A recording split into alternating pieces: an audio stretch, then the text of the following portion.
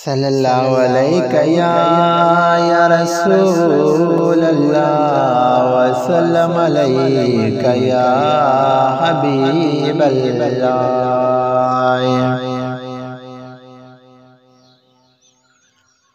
सखी दरता गिरोड़े था वटन वंड प्या भरे झोलियूं।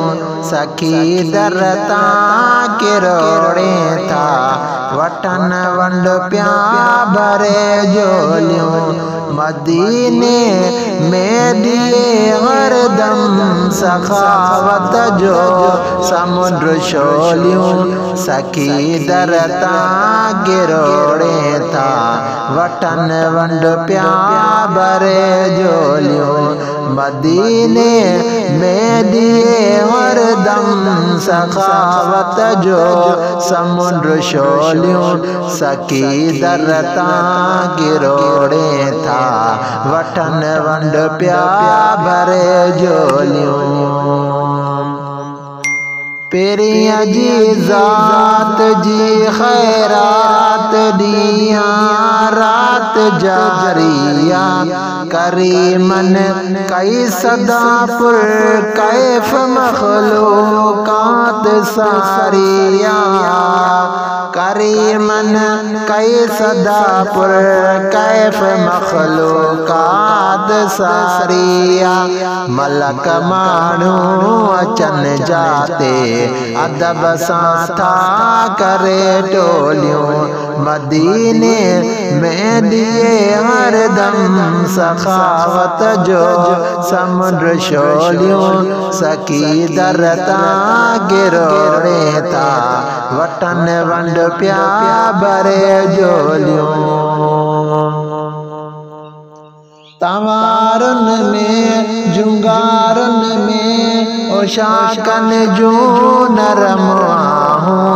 पिरिया दर पेश हर को प्यो करे पाजो दिली दाहूं। पिरिया दर पेश हर को प्यो करे पाजो दिली दाहूं। सलातन सलामन जो हलन हर दम मिठियूं लोलियूं। मदीने में दिए हरदम सखावत जो समुद्र शोलियूं। सखी सरकार जे दरबार ते पीनार जिया पहचन।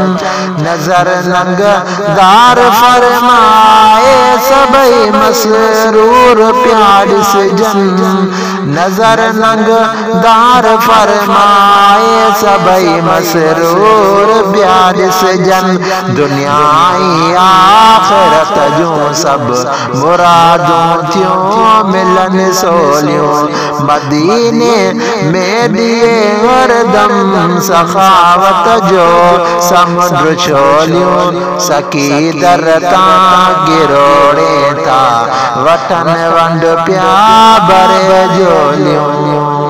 हबीबन जे मुबारक दर अग्यार खैर वाजारी। सजन सब ते तो फरमाए अतावारी नजरदारी। सजन सब ते तो फरमाए अतावारी नजरदारी। अरब वारा जमवारा उते दामन अचन खोलियूं। मदीने में दे हरदम सखावत जो समुद्र शोलियूं। सखी दरता गिरोड़े था वटन वंड प्या भरे झोलियूं। मदीने में दिए हरदम सखावत जो समुद्र शोलियूं।